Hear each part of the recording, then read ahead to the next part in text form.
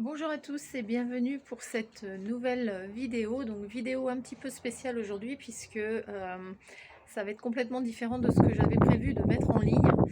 Puisque aujourd'hui je vais vous raconter un petit peu comment on a vécu le tremblement de terre qu'il y a eu hier, il y a 24 heures sur la région d'Izmir. Alors le 30 octobre 2020 sera une date dont on va se souvenir en fait sur Izmir et sa région parce que hier, donc ça va faire pratiquement, ça fait 24 heures maintenant, à 14h51 heure turque, on a eu un tremblement de terre de 6,9 sur l'échelle de Richter. Un tremblement de terre qui a duré, alors je ne sais pas exactement au niveau des secondes parce qu'à ce moment-là on ne compte pas, en fait on a juste envie de partir. Donc je sais pas, ça a peut-être bougé 10 secondes, ça m'a paru une éternité en tout cas, mais ça a eu le temps de faire énormément de dégâts, donc notamment sur la ville d'Izmir et de Seferihisar. Donc moi j'habite actuellement à Çeşme et donc on a aussi très bien ressenti ce tremblement de terre. Donc quand c'est arrivé, je me souviens de l'heure puisque j'étais en train de donner des cours en ligne et j'étais en train de me loguer en fait pour pouvoir rejoindre mes élèves en classe virtuelle. Et au moment où je me logue, il était 14h50, donc à peine une minute après, je ressens une secousse, en fait, voilà, une sorte de vague qui passe sous les pieds et je vois les rideaux qui balancent de droite à gauche. Donc moi j'étais dans un collège à ce moment-là, donc au début on se dit c'est pas grave, c'est une secousse, et puis quand on voit que ça s'arrête pas et que ça commence à balancer de plus en plus fort et à tanguer, donc on se lève, je me suis levée de ma chaise, voilà, je me suis dit ça va s'arrêter, j'arrivais pas à tenir debout puisqu'on balance en même temps que le sol en fait, on va de droite à gauche. Et j'étais toute seule dans ma classe puisque j'étais en train de préparer un cours virtuel. Du coup je suis sortie de la classe, j'ai aidé ma collègue qui était à côté avec des enfants pour les faire évacuer du collège. Donc ça s'est très bien passé. Ici les enfants sont bien briefés en fait sur les risques de tremblement de terre. Donc du coup tout s'est passé dans le calme, ils sont tous sortis à la queue leu-leu, les mains sur la tête, on leur a demandé de se protéger la tête et les évacuer. Je peux pas vous dire combien de temps ça a duré l'évacuation, ça a été vraiment très rapide quoi. En presque un claquement de doigts, ils étaient tous dehors quoi. Tout ça s'est fait dans le calme. On les a fait s'asseoir dans le fond de la cour, loin du bâtiment. Et après la secousse est passée. Mais voilà, c'était assez soudain parce qu'on n'a pas eu de prémisse. En fait, on n'a pas eu de petites secousses avant qui allaient nous prévenir qu'il y aurait eu une énorme secousse. Alors, on a déjà eu des secousses comme ça. De temps en temps, je crois que c'était il y a 3-4 mois, on a juste une toute petite secousse, mais qui dure quoi, un quart de seconde, même pas une seconde, juste l'effet d'une vague qui passe sous les pieds. Mais là, c'est vraiment très très fort, ça a vraiment énormément bougé le bâtiment, allait vraiment de droite à gauche, c'était impressionnant. Alors une fois dans l'action en fait d'évacuer, de réaliser qu'il faut sortir, on n'a pas vraiment le temps d'avoir peur en fait, on est dans l'action en fait, on sait qu'il faut sortir, qu'il faut protéger les autres et donc on sort, c'est juste après en fait, une fois que tous les enfants étaient sortis de l'école, où là j'ai réalisé en fait l'ampleur du truc et on réalise vraiment ce qui vient de se passer. Et merci, l'école n'a rien eu, le bâtiment n'a rien eu parce que c'est des constructions récentes, donc du coup c'est aux normes antisismiques. Une fois avoir évacué bien sûr les élèves de l'école, mon premier réflexe a été tout de suite d'appeler mes enfants qui eux étaient à l'école, étaient à la maison, pardon. Eux avaient des classes virtuelles puisque actuellement en Turquie ils mettent l'école en présentiel, en virtuel, ils alternent en fait de façon à ce que tous les élèves de tous les grades ne soient pas en même temps à l'école. Donc il y a des jours où ils sont en présentiel et des jours où ils sont en école virtuelle. Et du coup, mes deux enfants étaient à la maison avec leur papa, heureusement.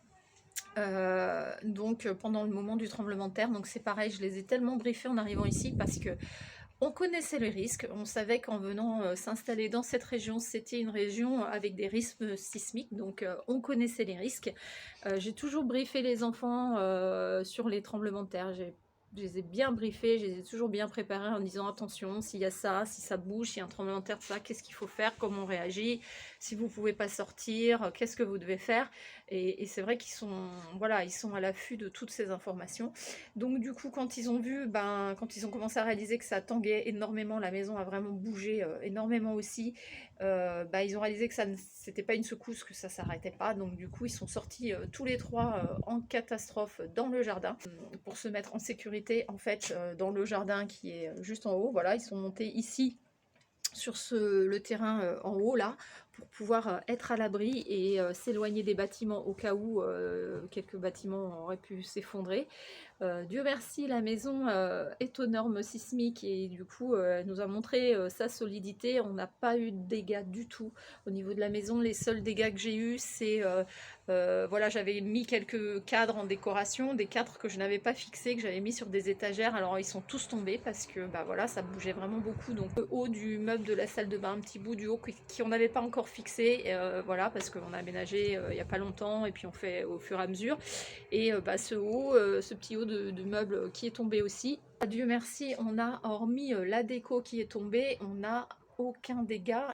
Je pense vraiment aujourd'hui, il y a beaucoup d'émotions ici et j'en fais partie à tous ces gens qui malheureusement n'ont pas la chance d'habiter des habitations encore faites aux normes sismiques parce qu'il reste encore des vieux immeubles et ces gens-là malheureusement sont actuellement encore 24 heures après, il y en a encore certains qui sont bloqués sous les décombres. Donc aujourd'hui là, à l'heure où je vous parle, il est quasiment 16 heures, donc ça va faire plus de 24 heures maintenant que le séisme a eu lieu et on fait état de 26 morts pour l'instant et de plus de 880 blessés et les recherches sont toujours en cours puisqu'il y a encore des personnes qui sont bloquées sous les décombres, notamment sur la ville d'Izmir. Donc je change d'endroit pour finir la vidéo parce que j'ai mes voisins qui font des travaux et il y a des bruits de scie sauteuse dehors, donc c'est un peu compliqué pour tourner. Je disais donc en fait les villes les plus touchées, il y a notamment Izmir et le quartier de Bayraklı qui a été vraiment durement touché parce qu'il y a je crois deux immeubles qui se sont effondrés. Donc à l'heure actuelle les secours sont toujours en cours, ils sont toujours en train de dégager des victimes qui sont bloquées sous les décombres. Il y a aussi la ville de Seferisar. Donc Seferisar, c'est la ville que j'avais fait dans mes précédentes vidéos pour ceux qui suivent ma chaîne. Je vous avais montré une plage paradisiaque, la plage d'Ekmeksis et le festival de la mandarine à Seferisar. Voilà, c'était à 20 minutes d'où on habitait avant, donc à 20 minutes de Gözelbahçe. Donc maintenant on est un petit peu plus loin, on est à 50 km de cette ville. Alors en fait, Seferisar aussi a été touché par un mini tsunami en fait. Une fois le tremblement de terre passé, en fait, l'effet l'onde en fait a créé une vague submersive qui est allée dans la ville de Seferisar. Donc voilà, il y a eu surtout la petite ville de Sivajik où il y a pas mal de petites rues touristiques. C'est très touristique en été. Ça a été complètement inondé en fait par un mini tsunami, par un raz-de-marée. Donc tout a été envahi par l'eau. Les bateaux de la marina ont été entraînés vers le large par la vague qui repartait. Et on a eu aussi quelques dégâts ici à 5-6 km de la maison sur la marina d'Alachate où il y a eu aussi cet effet raz-de-marée au niveau d'un mini tsunami en fait. Donc il y a eu beaucoup de dégâts au niveau des bateaux et quelques habitations aussi.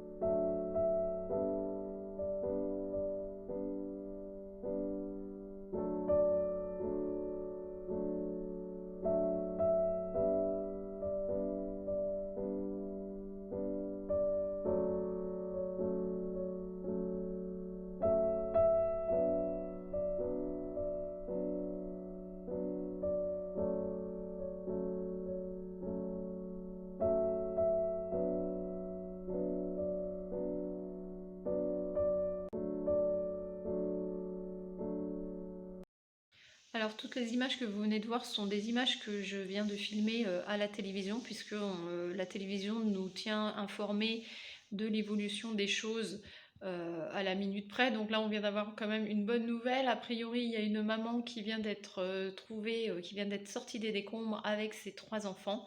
Mais voilà, il y a encore a priori beaucoup de victimes bloquées sous les décombres et voilà, les secouristes sont à pied d'œuvre pour pouvoir sauver tout le monde. Donc nous, à Tchechmé, on est à 80 km à peu près d'Izmir. Voilà, donc ici sur Tchechmé, il y a eu quelques dégâts, quelques maisons fissurées, mais pas de gros bâtiments ou pas de maisons effondrées. À Lachate, il y a eu aussi cet effet de tsunami sur la marina d'Alachate et quelques maisons en pierre qui sont tombées aussi. Donc à Lachate, de la maison, c'est à peu près à 6 km. Mais on n'a pas de gros dégâts à déplorer ici sur Tchechmé, ou enfin du moins des dégâts matériels, mais pas de victimes, heureusement. Alors actuellement, on a des messages du responsable du quartier, donc en fait la mairie et les responsables du quartier nous envoient régulièrement des messages via un groupe WhatsApp pour nous tenir informés de la situation, puisque depuis le séisme d'hier, on ressent pas mal de secousses. Il y a beaucoup de secousses encore, c'est normal, la plaque doit se stabiliser. Et on a eu vraiment une grosse secousse hier soir vers 19 h, je crois, avec un 5,2, je crois, sur l'échelle de Richter. Et donc, voilà, on est à l'affût. Cette nuit, on n'a pas verrouillé les portes pour dormir, on n'a pas fermé les volets. On a dormi pas très loin de la porte en fait pour pouvoir évacuer si toutefois il y avait un nouveau tremblement de terre cette nuit. On a ressenti encore une secousse vers 7 h ce matin, une secousse qui était à peu près à 4,3 je crois. Les secousses vont aller normalement vont être de moins en moins fortes, et c'est quand même normal qu'il y ait des secousses d'après ce que nous disent les spécialistes à la télévision et les messages que nous envoie la mairie. Il faut s'attendre encore à des secousses pendant 24 heures, voilà, des secousses assez importantes. Et puis après, dans les jours qui vont venir, forcément, ça va encore bouger un petit peu. Donc être vigilant, chose que je n'ai pas faite, voilà, ça on vient d'arriver, j'ai pas les réflexes, je n'avais pas prévu de sac de survie. Donc c'est ce que je me suis attelée à faire. J'ai prévu un sac de secours avec notamment une couette, des pulls, des chaussettes chaudes, des biscuits, j'ai mis un paquet de pâtes, voilà, si toutefois on devait évacuer la maison pour une nouvelle alerte. C'est une chose que j'avais pas pensé à faire et que bien évidemment maintenant je me suis attelée de faire. Donc en cas d'évacuation de la maison, en cas d'urgence, au moins on aura de quoi se réchauffer. Après, on n'est pas dans la psychose, pour ma part, on n'est pas dans la panique, je parle pour nous en tout cas. Voilà, il faut bien se préparer. Les enfants, je les avais déjà beaucoup briefés avant. On savait que, voilà, encore une fois, on savait que c'était une région à risque. On apprend à agir, à faire les bons gestes, ne surtout pas paniquer, parce que c'est souvent la panique qui tue, malheureusement. Donc voilà, sortir dans le calme. Et puis, dans notre cas, Dieu merci, ça s'est bien passé. Et encore une fois, je pense vraiment à toutes ces victimes-là qui sont encore, tous ces gens qui sont touchés par le deuil. Et vraiment un très gros sentiment d'impuissance en fait, un peu par rapport à ça, parce que on peut pas prévoir. Et maintenant que c'est arrivé, en fait, on est un peu impuissant, parce que tous ces blocs de béton qui sont tombés, c'est gigantesque quoi. Enfin, les équipes de secours font un travail vraiment admirable. Et voilà, donc malheureusement ça fait partie de la vie, ça fait partie des catastrophes naturelles, ça peut arriver, c'est arrivé. Donc voilà, c'était pas une vidéo très gaie, c'était une vidéo pour vous tenir un petit peu au courant de ce qui se passe ici, comment on a vécu un petit peu ce tremblement de terre. Mais voilà, malgré tout, la vie continue. Alors bien évidemment, quand c'est arrivé, moi j'étais au collège, mais Abdil a fait le tour un petit peu des voisins, puisque dans notre quartier, on a pas mal de retraités, et tous allaient bien. Heureusement, les maisons ici, comme on fait ici, ça a l'air solide. Les maisons n'ont rien, et on parlait avec notre voisin, notamment qui a 70 ans, et qui nous disait qu'il a vécu toute sa vie ici, il n'a jamais ressenti un séisme aussi puissant ici, quoi. Donc voilà. J'espère que cette vidéo vous a plu, malgré un petit peu le thème un peu glauque du tremblement de terre.